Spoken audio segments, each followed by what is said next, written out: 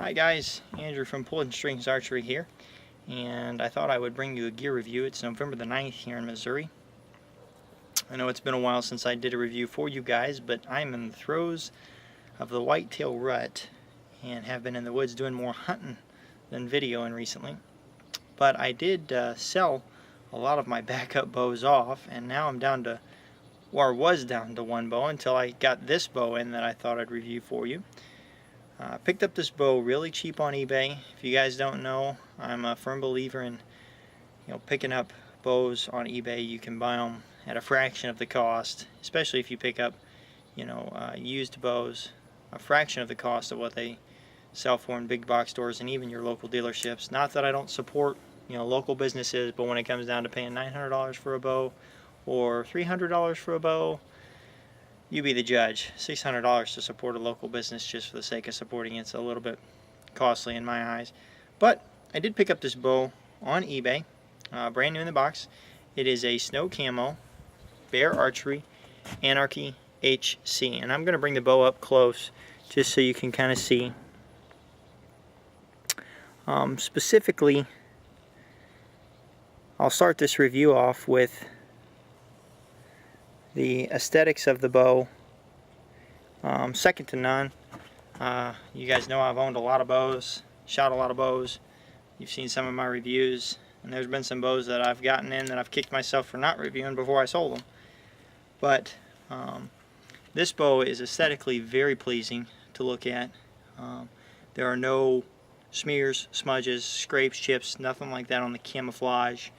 It appears to be a very durable camouflage. Like I said, I have not hunted with it. I've only had this bow for a week and a half, so the true test has yet to be determined. If you guys have any questions, please leave a comment in the section below, and I'll be happy to answer, with regards to durability and stuff like that, and long-term view of the bow. But like I said, I've only had it for a week and a half. I got this bow specifically because I'm a long draw archer. I draw 29.5 inches. A little bit better with something longer axle, and I needed a backup bow. So the Anarchy HC's specs are from the factory. It's supposed to be shooting 330 feet per second IBO. It's supposed to weigh in at 4 pounds mass weight, bare bow. Does have 35.5 inch axle to axle length and a 7 1/8 inch brace height. So very forgiving brace height there. Very long axle to axle. Presumably this is going to be a very accurate bow, something you might be able to take out in the woods and double as a 3D bow or even a target bow. It does have peak weight ranges of 40 to 50 pounds, 50 to 60 pounds, and 60 to 70 pounds. So not very much adjustability there, just your common everyday, three weight ranges, 50, 60, and 70 pounds. No 65 pound and no 85 pound limbs, which a lot of marquee companies are going to options for those limbs today, but Bear hasn't really done that with the Anarchy HC. It does have the new S13 cam on it, which comes with a draw length range from 26.5 to 31 inches, so it does reach out there for longer draw archers, and it's adjustable with the module, the rotating module on the cam. So you can adjust it on the fly. You don't have to buy nothing. Just adjust the module, loosen the screws, and reset your draw stops, and you're there. From what I can see, you don't have any limb clearance issues. Some of your bow techs, you have to press the bow to get the module to rotate and things of that nature. You don't have any of that with this Bear Anarchy. It does a very good job, very good design on the cam. It does shoot, and I did chronograph it. I've got 60 pound limbs, 29.5 inch draw length with a D loop and a peep sight in, and a whisker biscuit, and I was shooting a 421 grain Easton Axis arrow. I was shooting that 265 feet per second. Shot 3 shots, duplicate every time. So what that tells me is the bow's efficient. 1 foot per second, 2 feet per second different. You can attribute to flaws, but you're not getting 3 or 4 or 5 feet per second difference, so you're not getting variability in your shot. All of those different things that you can account for or may need to account for, you don't really have to account for with this bow. It is maxed out at 60 pounds again. I am going to take a few shots with it so you can see the bow, see how it draws.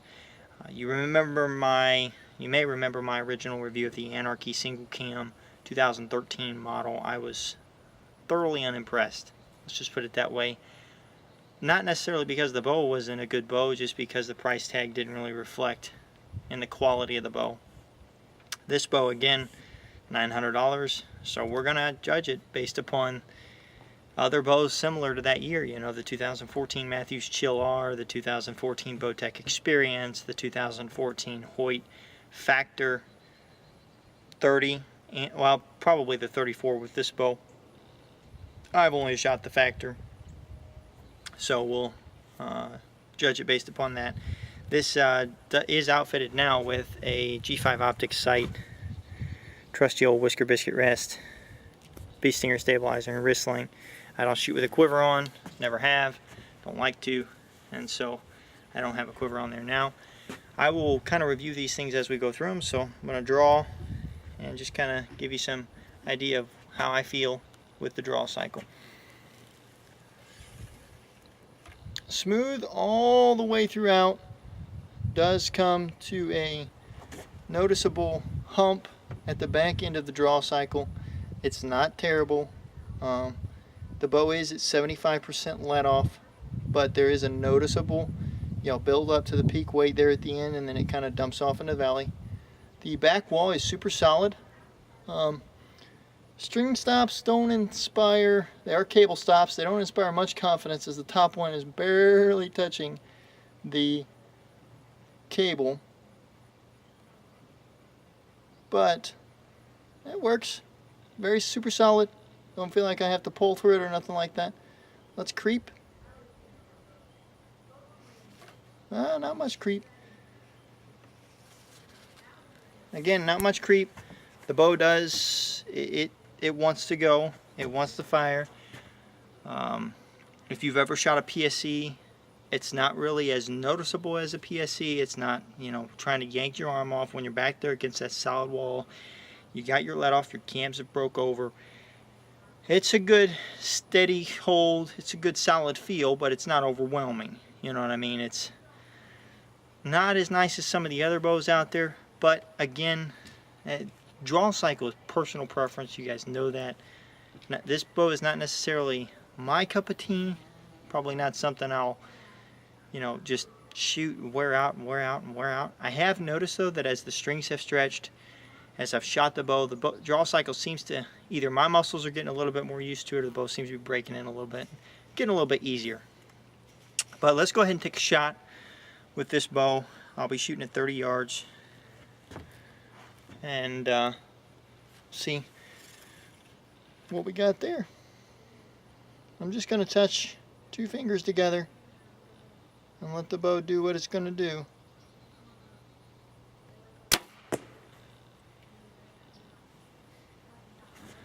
Just a little bit of a lunge forward, barely enough to even notice it. One thing I am thoroughly impressed with this bow is the noise. Super quiet bow. I mean, all you hear is a thump, and then you hear the arrow smacking the target. That's it. Really impressed with the sound of this bow. That's going to make it, in my opinion, an awesome hunting bow. You won't nearly have the string jumping issues, and for me, I hunt public land, I hunt pressured deer. You that hunt those kind of deer know as well as I do that they are attuned to the sound of that string hitting those stops, and they know, man, they bump and run. So you have to accommodate for that. With this bow, you may still have to do that, but boy, it's nice. It's quiet, really quiet. One of the quietest bows I've probably ever shot, if not the quietest. There is no hand shock at all in this bow. The Anarchy originally had some tuning fork effect in the grip riser. This I'm shooting right off the riser. I want to feel everything the bow's got to give me, and I've got no vibration at all. Very impressed with that. Impressed with the, after the shot, impressed with where the bow goes, impressed with the accuracy. I've sighted this bow in. I haven't done any micro managing, no tuning of it, no micro tuning or super tuning or whatever you want to call it. None of that's done to this bow yet. And right out of the box, factory strings, factory everything, it is stacking arrows together. You know, I'm not extremely impressed with the Bear contraband strings. I would rather have a set of maybe Winter's Choice or Vapor Trail strings on there. Even hog wire makes a good string, but you know, they're doing the job, they're holding up. A little bit of stretch to them, not bad. But the bow is really nice at the shot, you know, really solid shooter. Go ahead and put a few more arrows through it, and then we'll do a final recap. Super smooth draw cycle. It is a little stiff, you know, it's a dual cam, but it's not terribly bad.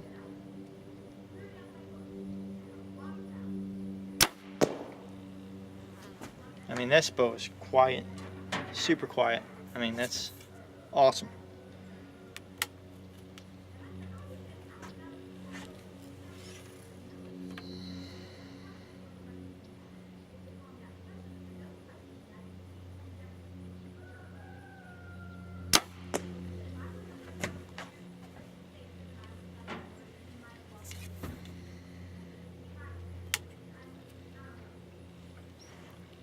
One more shot.